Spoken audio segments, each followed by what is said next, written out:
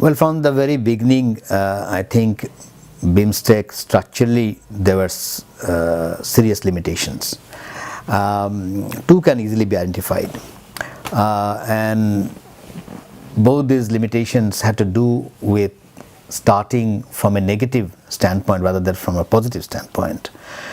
Because when BIMSTEC started, it had this name, at least in the banner, Technical and Economic Cooperation.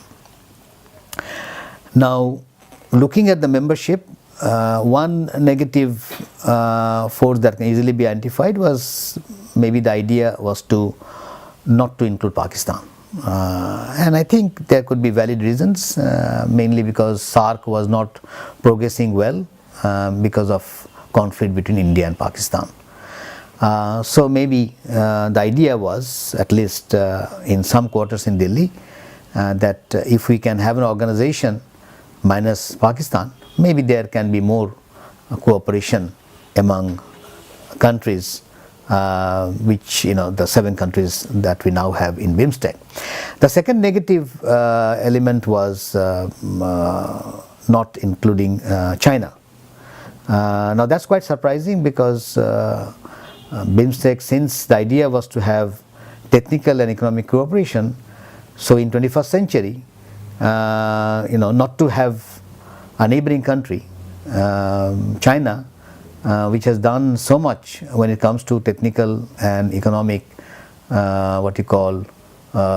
infrastructure, not to include China was, quite surprising, and it seems that India is still unwilling to have an organization of that kind. But which is, I say surprising, because there are organizations, the Shanghai Cooperation is one, where you have China, you have India, and you also have Pakistan. So if in Shanghai Cooperation, if India can stay with Pakistan, why can't they have a organization here? So it looks like India wanted to have an upper hand in the BIMSTEC. Well, that's not surprising, and that's not something abnormal. That can be what you call a kind of an approach which, at least from Delhi standpoint, they will see it as coming to their interest. But what has happened, because since India was the actor or the player in BIMSTEC, or the biggest player in BIMSTEC, nothing tangible was done in areas on technical and economic cooperation. So over the years, they started bringing other issues, and including the issue of terrorism.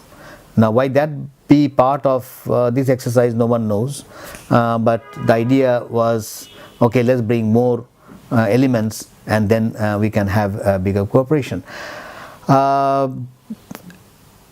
As we are talking, and if you take last 21 years of experience, one can easily come to the conclusion that nothing tangible and nothing substantive came out of BIMSTEC.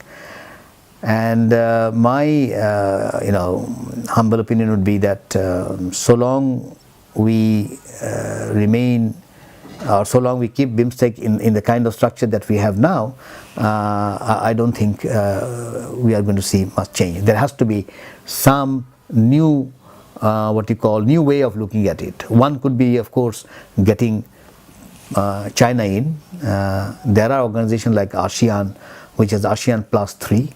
There's no reason why BIMSTEC should not go for BIMSTEC plus 3 or BIMSTEC plus 1, whatever. Then it will be more meaningful. But as we speak, and the way it has been structured, I'm afraid it's not going to do much when it comes to changing the economic and the developmental structure in this region.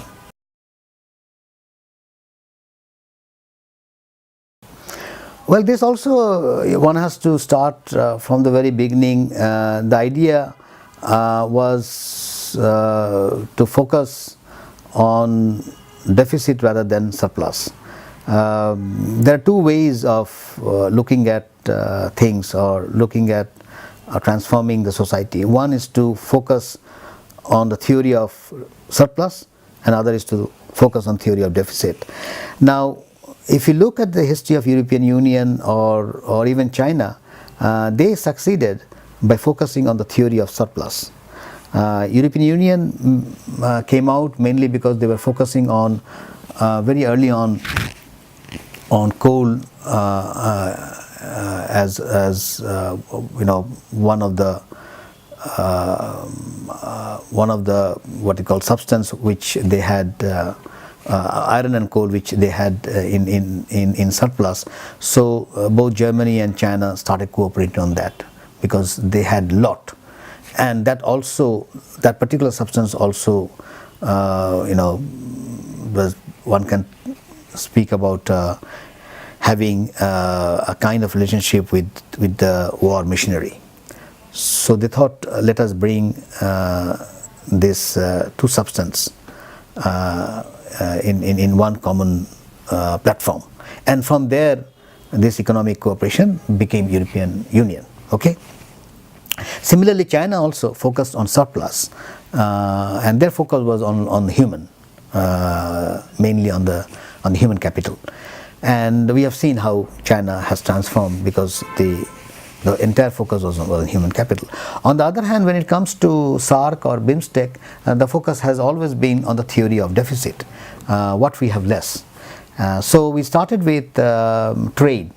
Now trade is always, hardly, there's only 5%. It has never gone beyond 5%. So unlike the coal and steel that we have in European Union, I'm sorry, not coal and iron, coal and steel that we have in European Union, we should have thought about something of that kind, that what we have more in this region. Now, one thing that we have more is people, and the other is water. None of these got focused, particularly in BIMSTEC. So when the Rohingya crisis started, first of all, I think back in 21, way back in last 21 years, or when they started, they never thought in their wildest dream that something of Rohingya would become the crisis in BIMSTEC. So they never, focused on that, and the idea was that since we are focusing on economic and technical cooperation, that should suffice.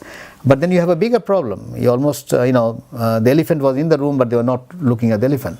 So here you have a bigger problem and a bigger issue, mainly because the focus was never on human capital.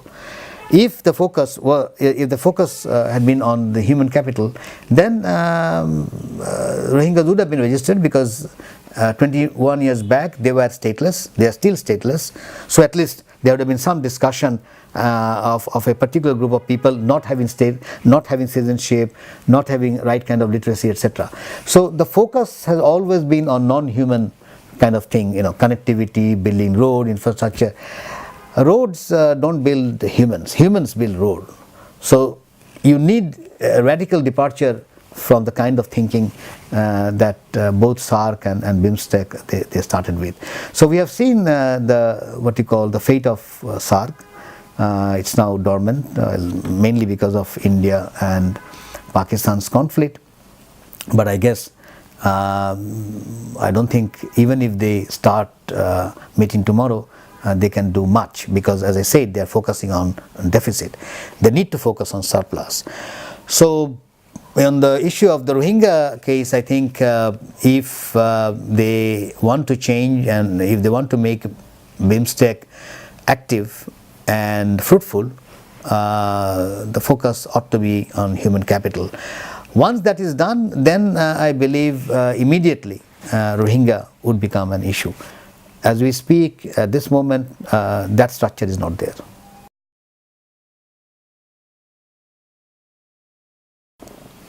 Well, from India's standpoint, I think there is an element of anti-Pakistan. But then BIMSTEC also has members like Thailand. Now, why would Thailand be interested in anti-Pakistan? There's no earthly reason, because that's not their main issue. So the very fact they're talking about terrorism, I think mainly because I don't think they have anything else to talk about. What else they can do, If you are serious in technical and economic cooperation, I think India has to do more than other countries, because much of the obstacles that we see and the irritation that we see in South Asia, particularly on the economic front, the neighboring countries always say it's India who is not, either through non-traditional barriers or through other means. India has to open up much more in all respect. Now that's quite difficult in the election year. Don't forget, even India is going to face election. So what do you talk about? So terrorism is a good one, because by terrorism you can actually build an argument internationally, and also helps his local support base, which is predominantly what you call, I would say, from one particular religious group, particularly Hindus. So there's a little bit of anti-Muslim bashing, and any talk of terrorism now has an anti-Muslim element. So from political point of view it makes sense, but for BIMSTEC, I don't think it's going to help BIMSTEC. It doesn't at all make a difference to BIMSTEC. So it's a non-starter. Any discussion on terrorism, you can talk about terrorism, but I don't think the forum was made for that. And after adding that, the worst part was they failed to talk about state terrorism, because the biggest terrorism that we have in BIMSTEC is Myanmar, and it's not us telling, it's the UN straightly pointing out that the Myanmar military has committed a genocide or crime against humanity, or war crime, and those are all internationally legally defined concept. So since the Myanmar military has done that, and if BIMSTEC remains silent, then what you are doing is you are almost allowing a terrorist state to go free. Now that, I think, is the worst thing that can happen to BIMSTEC, because this is going to create a different kind of reaction, not only within BIMSTEC but also outside BIMSTEC, and nobody is going to take BIMSTEC seriously. So it's unfortunate that they have not talked about state terrorism, although Modi talked about terrorism, should have mentioned about state terrorism. So I don't see the kind of quote unquote achievements, particularly after the summit, when report starts coming and people say, oh, BIMSTEC flagged terrorism, one should not take that to be an achievement. Rather, I think it's more a non-achievement, because it doesn't help BIMSTEC at all. So we need to go back to the basic rationale as to why we need a technical and economic cooperation. If we can open up BIMSTEC to other countries, that I think would be more important, particularly those countries who are now well qualified to invest in technical and economic cooperation. Only then I think you can transform a negative kind of an approach to a positive kind of approach. Unless that is done, I'm afraid, at least I don't see the future of BIMSTEC to be bright.